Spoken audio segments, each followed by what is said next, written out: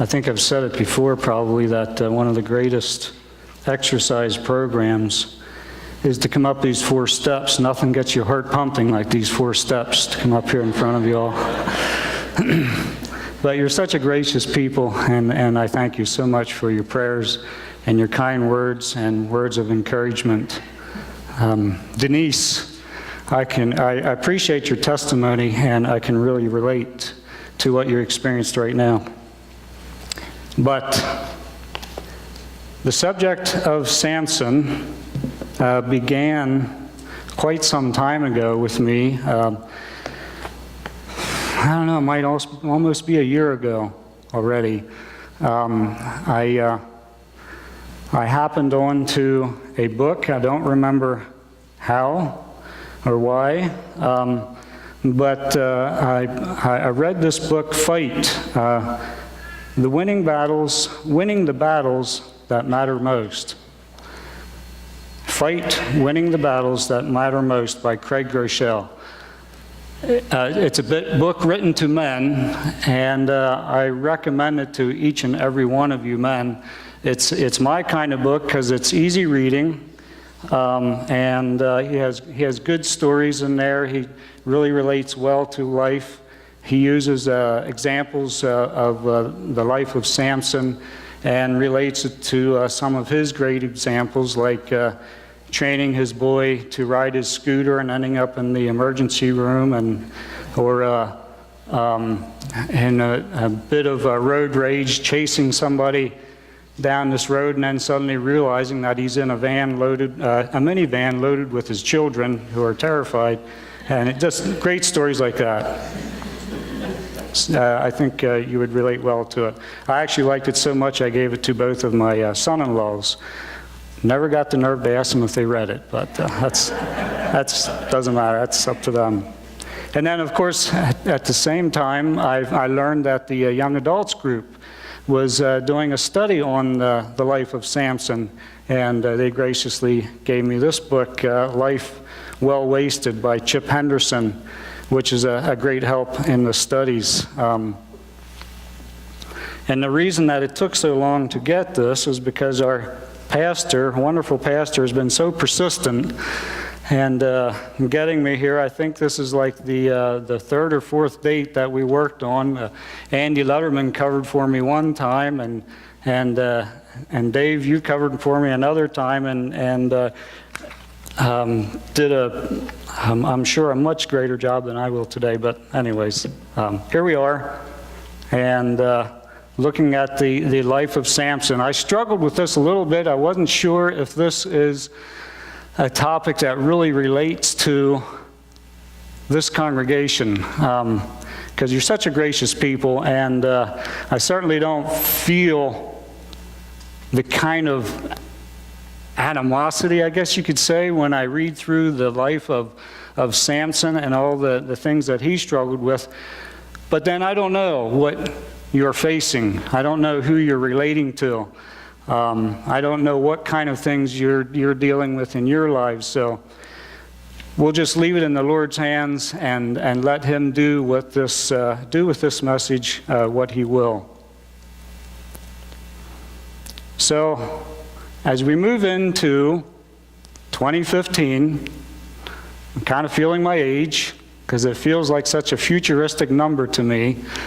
I probably say that every year, and of course I think most of us older guys say, it seems like every year gets shorter, and I'm feeling kind of, I'm at that stage in life. I think I feel like starting to feel how short life is.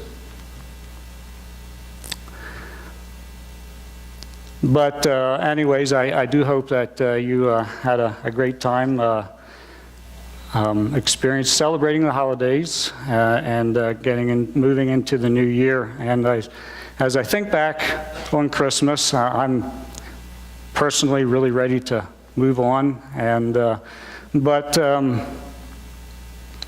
I was blessed to have the surprise of my daughter Marae and her little girl Jessica here this morning, because I think about Mary Now, we don't know exactly when Jesus was born, I guess. Some say he was actually maybe in the summertime, but if in fact he was born in the December 25th or somewhere near there, I envision Mary right now holding this little baby.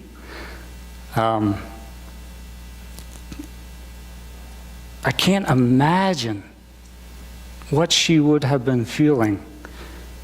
This child, this God child, this child was God. This child was her creator. It's just an amazing thing to think about. Now, of course, you know, I'm sure she didn't understand everything. She was a young girl herself, and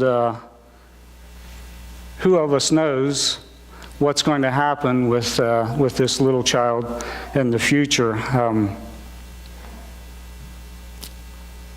She couldn't have known the incredible things and the incredible turmoil that she was going to experience in her son's life and watching him grow. But we just never know what's ahead, do we? Now, I relate that, or I tell that because I want to do a little bit of comparison with Jesus and with Samson this morning here. I'm going to work at that anyways. So, we have Mary, who was told by God she's going to have a son.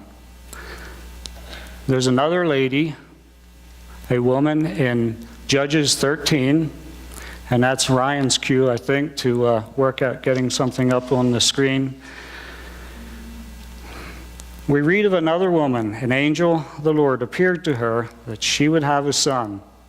They don't tell us her name, just that she was the wife of Manoah. I feel kind of bad for her, because this woman is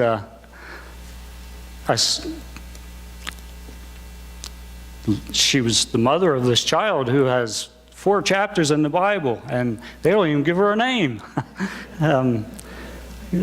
Just that she was the wife of Manoah. The angel told her she's going to have a son. Now, this story is 4 chapters long, as you know, so I'm going to just kind of go through it briefly, as briefly as I can. It's really hard to shorten 4 extensive chapters, but I'm going to try to do that so that we can kind of get a clear picture as to, you know, if any of us has not read the story of Samson. It begins in Judges 13, and I encourage you to read it if you haven't. An interesting story to learn from, not necessarily to pattern our lives after. But the angel told her she's going to have a son. And the angel gave her specific instructions on food and drink, and his hair. Do not cut it, because he is to be a Nazirite, set apart to God. A Nazirite, we learn in Judges 6, has 3 roles, basically. I'm sure there was more, but the 3 basic roles for a Nazirite: a person that is to be set apart to God. Don't drink wine or any fermented drink. Don't go near a dead body. That's something I'm real anxious to do anyways.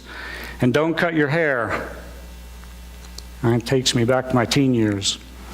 He had a son, or she had a son rather, and she named him Samson. Speaking of not knowing what lies ahead, I'm sure this dear godly woman had also no idea the tragic life she was going to watch her son live, as Mary did.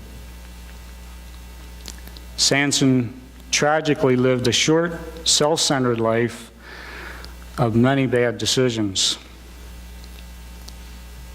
God gave Samson superhuman strength, and by the way, I was just curious, and so I did a little search to see how many superheroes we have created in our comic books and movies and whatever.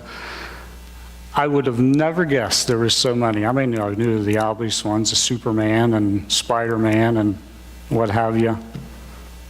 Wonder Woman. There was 128 female superheroes that I could count.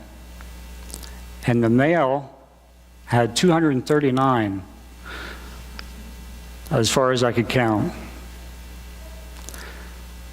So God gave Samson superhuman strength to be used against the Philistines who were oppressing the Israelites. That superhuman strength is something that the Eagles could have really used this year, but they didn't get it. Unfortunately, Samson used his strength to pursue his own desires instead of God's in much of his life, or most of his life anyways. Against his parents' wishes, he wanted a Philistine woman. This woman was in Tamar, which is in the Philistine territory, enemy territory for the Israelites. So he tells his parents, "Get her for me." I get a big kick out of that. Get her for me. Now, I don't know, I guess you depending on how you say that could give kind of different meanings, Is he saying, "Get her for me," or is he saying, "Get her for me," or is he saying, "Get her for me," because that's their tradition? I don't know, but it still sounds kind of, well, I wonder how many guys here said that to their dad, "Get her for me." Probably not too many. I'm wondering how many of us here even asked, just out of curiosity, asked your what is now your father-in-law for the hand of his daughter. Did most, maybe? Okay, I knew it's not as many as I thought, maybe, but I didn't even think about it. I was so nervous, I was a mess, and I never even thought to ask him. So I don't know if they approved or not. But anyways, so they're on their way to get her.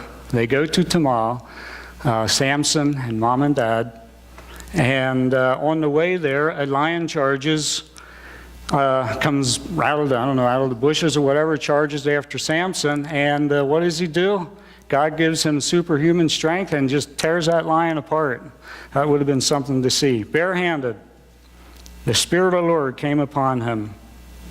Later, he's going by, and he looks at the lion's carcass laying there, and it's now filled with honey, has a beehive in it, and is filled with honey.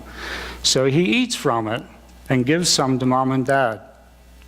Now, if you ask me, that's just gross, but it must have tasted good. A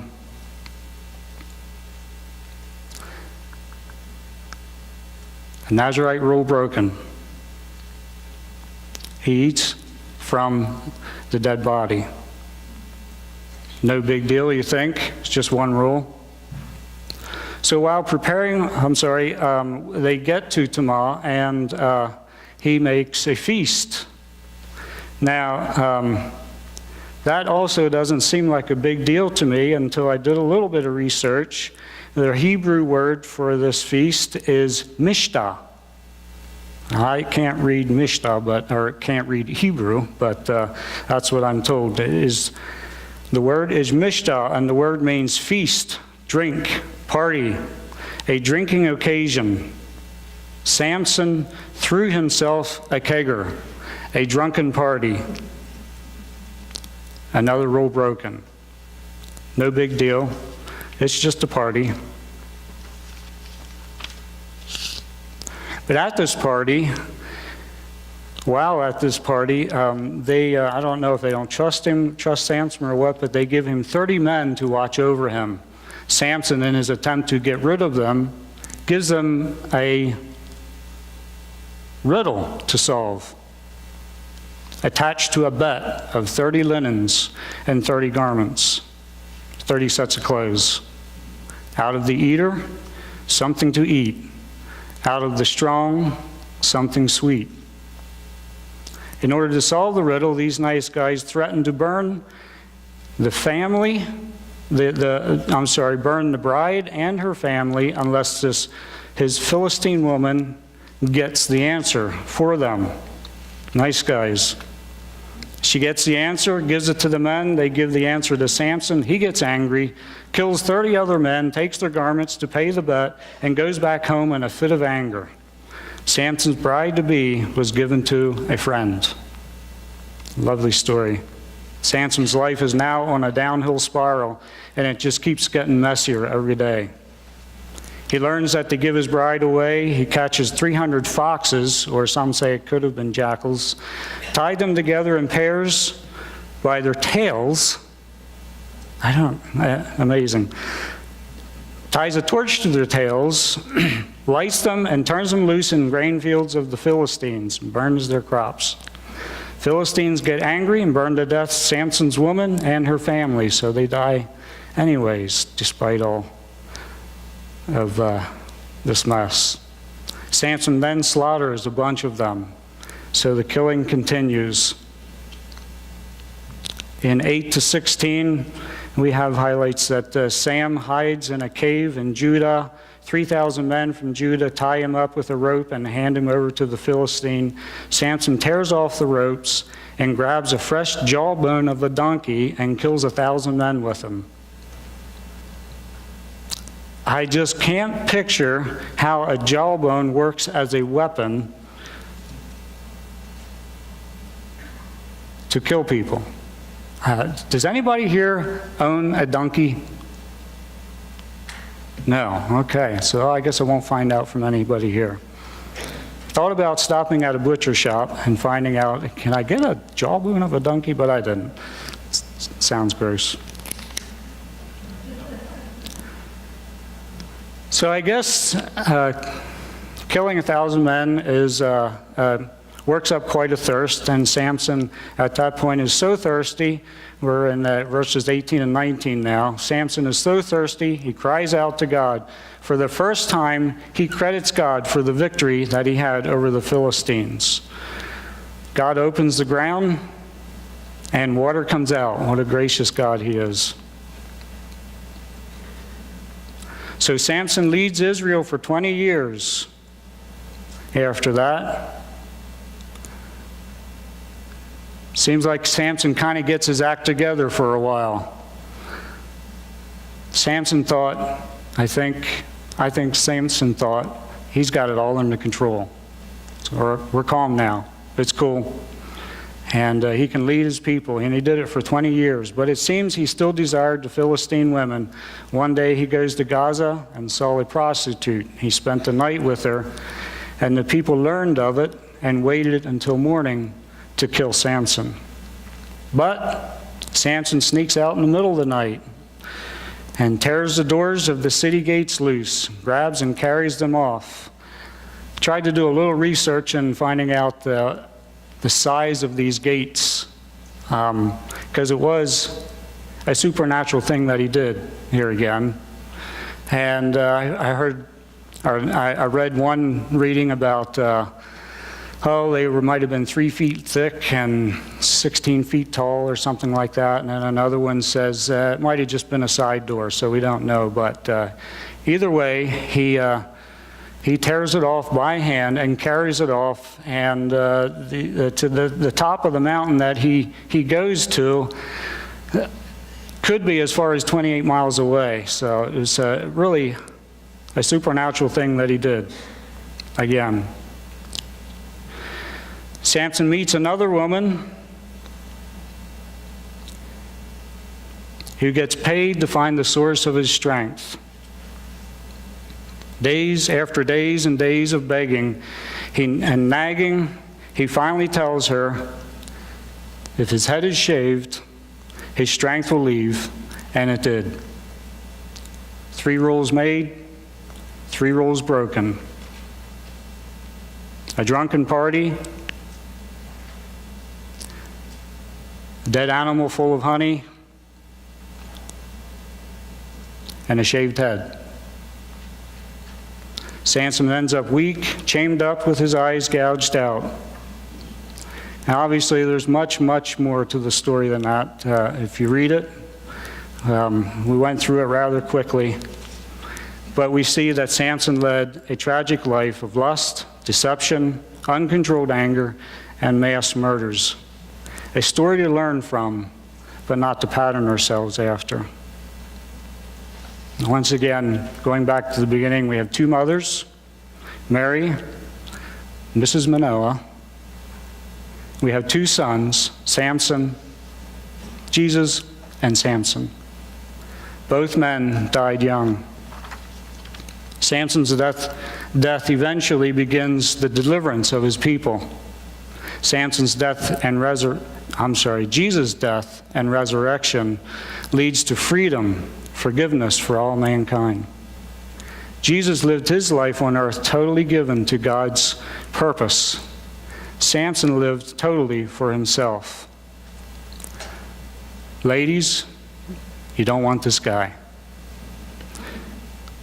You don't read very far into Samson's story to learn that he had a serious problem with controlling his desire for women. It's hard to tell the origin of his problem with lust, because it appears he lived in a godly home.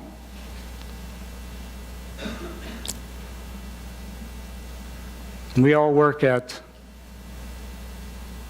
establishing godly homes, and yet we're given no guarantees for what will happen. But we put our trust in God, we give our children to God, and we pray for them every day, don't we?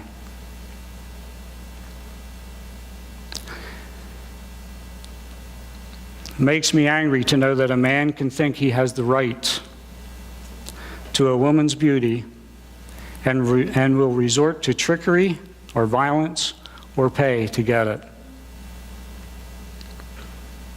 And women who have experienced the ugly side of men's abuse and lust need to know that no matter what happens, there is always one man they can trust, and that is Jesus.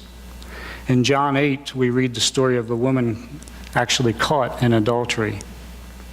I just love Jesus' response.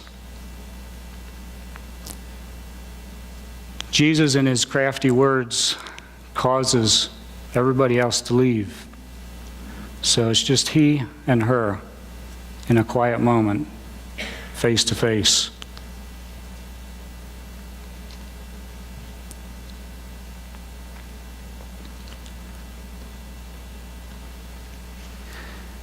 And he challenges her with no words of condemnation. He challenges her to live a pure life, to move on, and go in peace. And I think that's just an amazing thing. And, and as I read through the Bible, I could be wrong, but I don't know of any scripture reading of Jesus giving condemning words to a woman. He always has words of encouragement, words of blessing.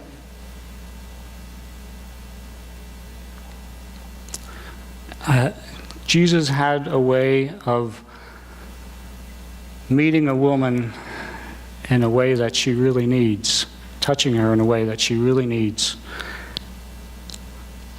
I've told my daughters already, or my family, that I think Jesus was popular among the women and in a pure way. He could relate to them in a way that I think was fairly uncommon to men. Going back to Samson, though, his biggest problem was himself. And sometimes we are our worst enemy, aren't we? It appears like he came from a good and godly home, like I said. But he does sound a bit like a spoiled child when he says, "Get her for me." If you give people something long enough, they will begin to think they deserve it, don't they? They get the entitlement mentality. I once worked for a company that gave a nice bonus at the end of every year. They did it for so many years, we've come to expect it. At the end of the year, we get a nice little bonus. Well, one year, sooner or later, it always happens, we have a tough year. Work was slow, and there was no profits to share, and there was no bonus. Some of the employees really got angry about that. They forgot that it's a bonus. And a bonus is a bonus. It's something you get as a gift. It's not something we deserve, but we think we get to the point where we feel like it's rightfully ours and we deserve it, and then we get angry when we don't get it. Anger can easily be controlling in our lives, can it? So easily. Anger controlled Samson's life. But in Ephesians 26 and 27, we read, "In your anger, do not sin. Do not let the sun go down while you are still angry, and do not let the devil get a foothold." I worked alongside a good man, and he was a good man, or is still, and I really like working along. He's very skilled, great guy, good, easy guy to get along with, great sense of humor, but he would react and surprise me so often, and he knew it, and he just couldn't seem to get control of it. He told me one day, I'm a reactor. He admitted it. I'm a reactor.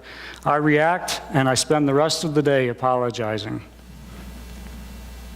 Ephesians 4:29 says, "We do not let any unwholesome talk come out of your mouths, but only what is helpful to building up others up, according to their needs, that it may benefit those who listen." Something terrible was done to me Something terrible was done to someone very dear to me recently. And I am angry.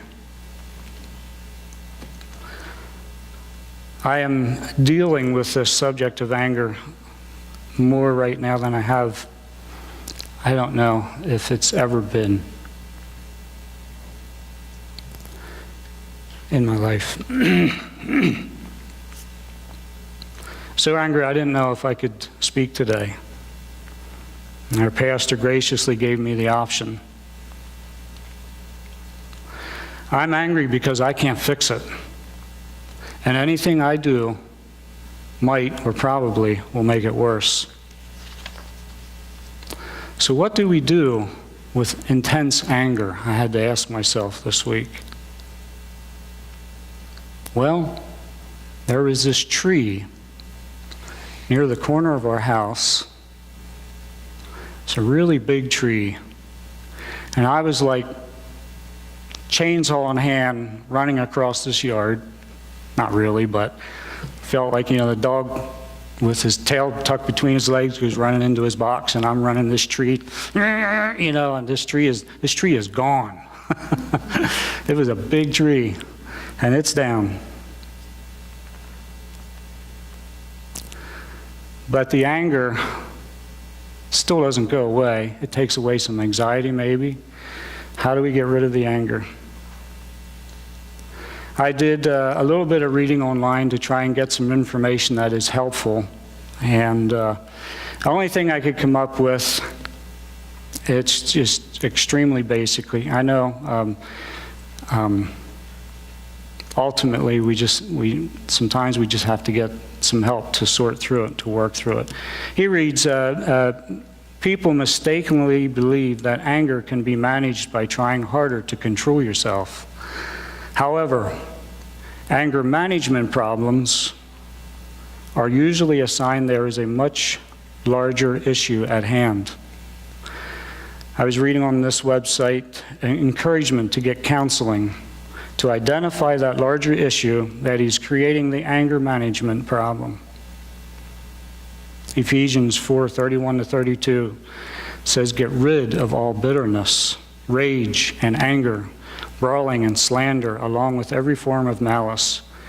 Be kind and compassionate, to one another, forgiving each other just as Christ forgave you.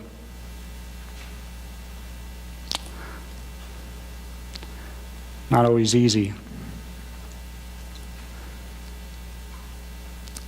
But as we look at this life of Samson, hopefully we don't have a downward spiraling, disastrous life like we read about with this young man. We are working at living good and peaceful lives, aren't we? I mean, really, who here is not in need of God's grace at one time or another? We do make mistakes, don't we? We live our lives, we make mistakes, we fall into temptation. We do stupid things, and our God of grace picks us up and gets us started again. Even Samson, who lived a life of sin, lust, and lies, and bad drama, finally turned to God one last time. And our God was gracious. And suddenly this life of turmoil that reads like a bad dream turns into a story of God's grace. Does this mean we go on about life carelessly, sinning or acting however we feel like it? No. We see in Samson's life how that just leads to a tragic end, doesn't it?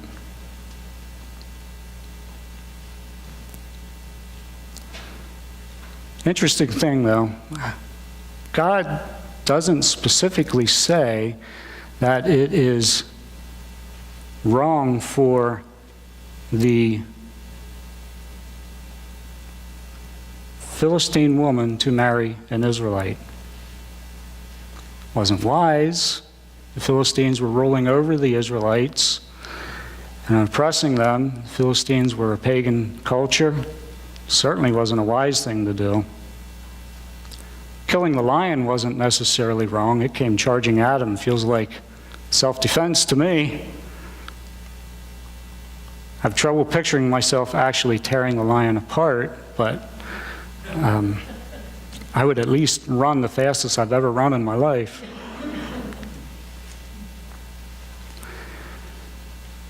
Going back and taking the honey out of the lion's body was a mistake. The banquet party, a drinking feast. Although a customary practice for the bridegroom, definitely not appropriate for a Nazarite who is set apart for God. Really, what was he thinking? We need to be watching for the little things in our lives, the unwise things that can lead to that downward hill. None of us really plans on destroying our lives, do we?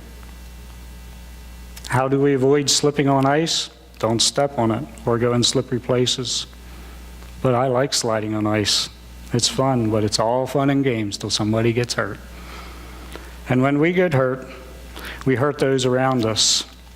Why do we have to be so careful? I mean, it doesn't seem like a big deal. You just had a little party or ate a little bit of honey. It's no big deal. Samson, like any of us, when it got into a downhill spiral in his life, he was so busy winning battles, he couldn't see that he was on a downhill spiral. So it's best that we just stay away from him. A downhill spiral. I want her. So a little honey, big deal. Hey, let's have a party. 30 guys? I'll get rid of them. They cheated. They gave my bride away. Hey, look at me. I killed 1,000 men. So cut my hair. What do I care? Like I said, we don't plan on destroying our lives. The problem is that we have an enemy who does. Satan's mission statement is to steal, kill, and destroy everything that matters to God. That's why we need to be careful of enemy territory, watching where we step. In closing, again, we see two mothers, both receiving their sons from God, both dedicating their life to teaching their child the ways God would let them live. Both see their sons die at a young age. We see two sons, both set apart for God's purpose. Samson lives his life seeking selfish goals and beautiful gals. In Samson's last moments, he ended his life in an act of revenge.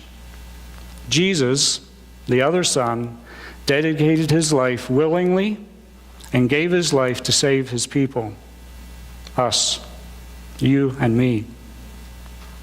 Samson was chained to pillars. Christ was nailed to a cross. Samson, chained to pillars, is filled with the Spirit one last time to heave with superhuman strength, causing the pillars to give away, and the temple came down on the Philistine rulers and all the people in it. Samson's poor, selfish choices caused a lot of pain and a lot of deaths. Jesus hung on a cross, died willingly to save all of us from our sins. Christ died so that we can live. So maybe this week and this year, in 2015, we can ask ourselves, what is in my heart? Do I have Samsonitis? Is my heart filled with selfish desires? Samsonitis is living for self. Did I give my whole heart to the Lord, or just part of it? Maybe through this story of Samson's unwise choices, anger, lust, and revenge, we can all be challenged to be less self-focused and live a life more God-focused. 4 final pointers. Don't drink anything you shouldn't. Don't fight with a lion. Don't get a haircut. And don't be packing a donkey's jawbone without a permit. And maybe we can ask, where in my life am I stepping in enemy territory? Blessings to you. As you go through this year and this week, and asking God to guide us and direct us every day, and to keep us from enemy territory. Amen.